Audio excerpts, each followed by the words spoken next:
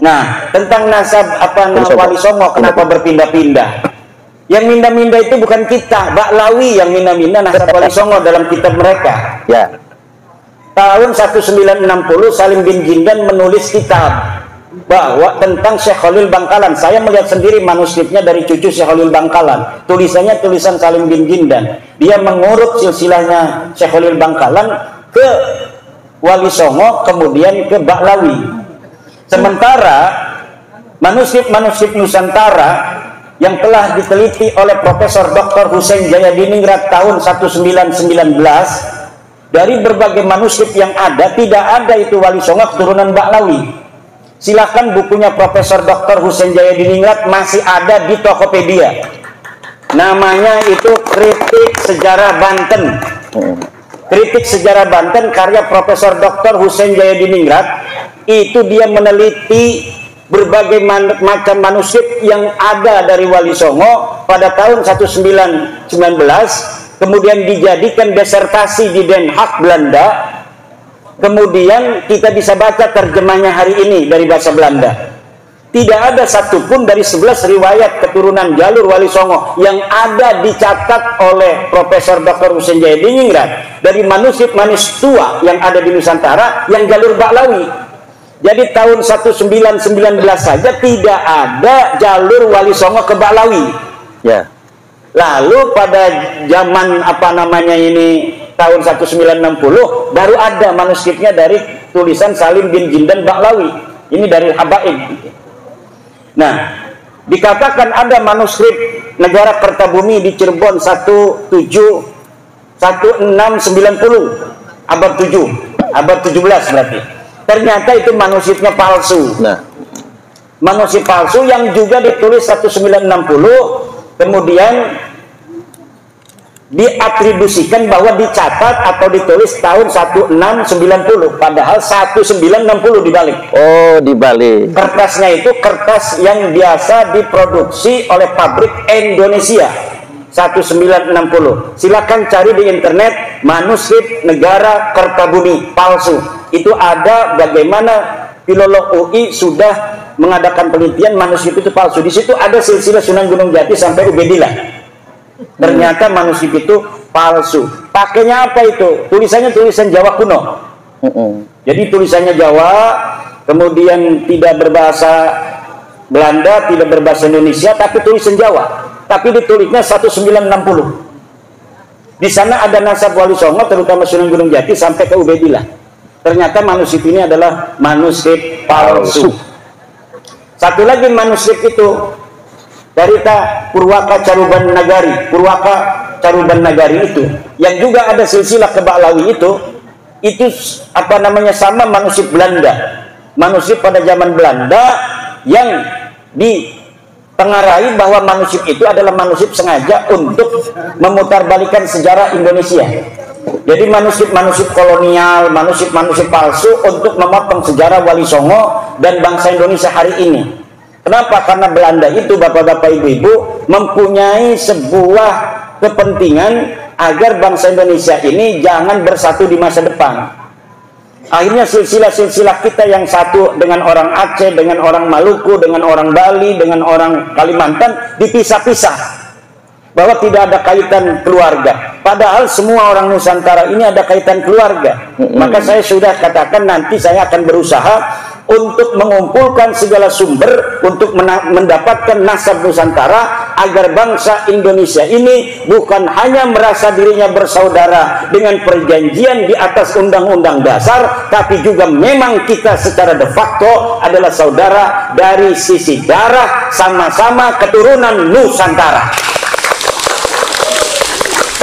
Kalau kita ingin melihat bangsa Indonesia dengan tanah air kita yang tercinta ini tetap dalam negara kesatuan Republik Indonesia, maka bukan hanya ada sebuah komitmen konstitusional, tetapi juga ada komitmen kekeluargaan yang jalur itu memang sudah niscaya. Kenapa kita sekarang ini ada di dalam jajaran pulau-pulau Nusantara? Karena memang leluhur kita dulu ini satu.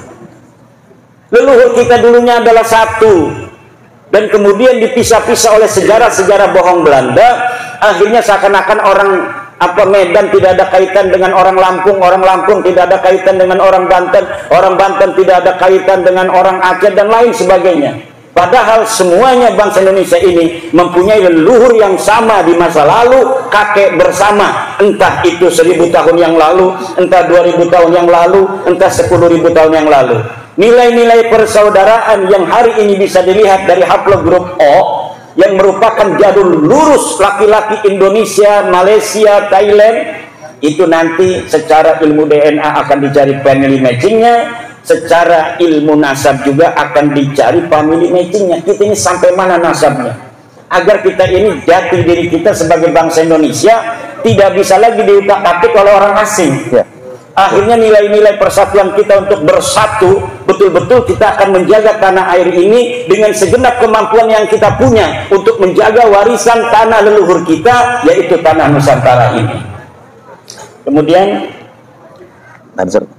menyikapi kiai-kiai yang masih terus berhusnudzon. Bagaimana menyikapi kiai-kiai masih husnudzon? Ya, husnudzon itu sudah saya katakan, la ibrata bidzannil bayyini khata'u, tidak boleh dijadikan pegangan husnudzon kalau sesuatu itu sudah nyata salah. Dorakah hukumnya kita berhusnudzon kepada sesuatu yang jelas salah? Kalau dipaksa oleh ketua PWI Lampung Selatan, gula itu asin, jangan mau.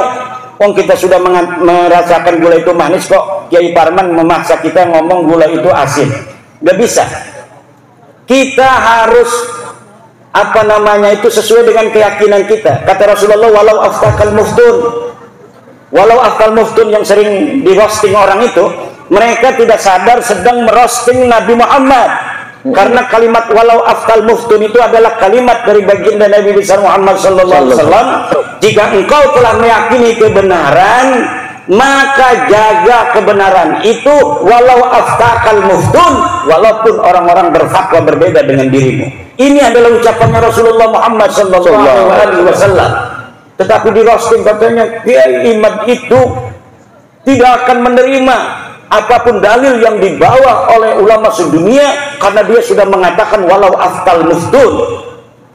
Ya kalau mendatangnya bawa dalil, ya kalau saya nggak nerima dalil, saya bisa dihukum, bos. Ya.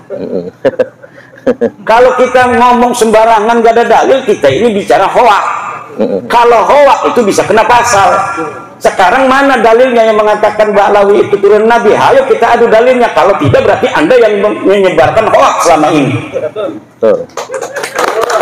Tapi kenapa Kiai Suparman belum melaporkan orang yang nyebarin hoak? Nggak tahu, tanya sama Kiai Suparman. Kalau saya sibuk ngajar ngaji, nggak bisa lapor-lapor kemana-mana.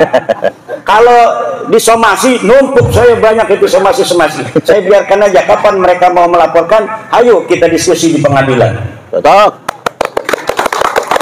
Kita diskusi di pengadilan itu enak, Pak. Saya lihat itu kalau pengadilan itu hakim memberikan keluasan kepada orang-orang untuk bicara apa adanya sesuai fakta yang dimiliki. Kemudian kalau perlu untuk hadap-hadapkan, di muqabalah dihadapkan. Mana dalilnya kamu? Coba lihat, kata hakimnya. Coba ini lihat, ini palsu Pak Hakim, kata saya. Kan nanti gampang saya ngomongnya.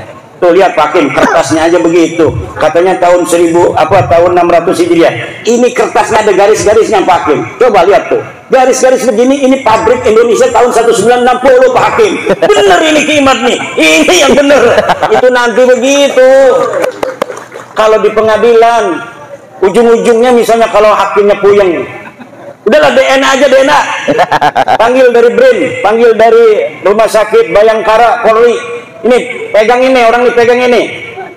Coba rambutnya ambil, darahnya ambil. Coba mesinnya bawa sini, kita lihat supaya tidak bohong. Kalau dokternya ini bohong, kita tembak langsung nih dokter. Jangan bohong, coba lihat.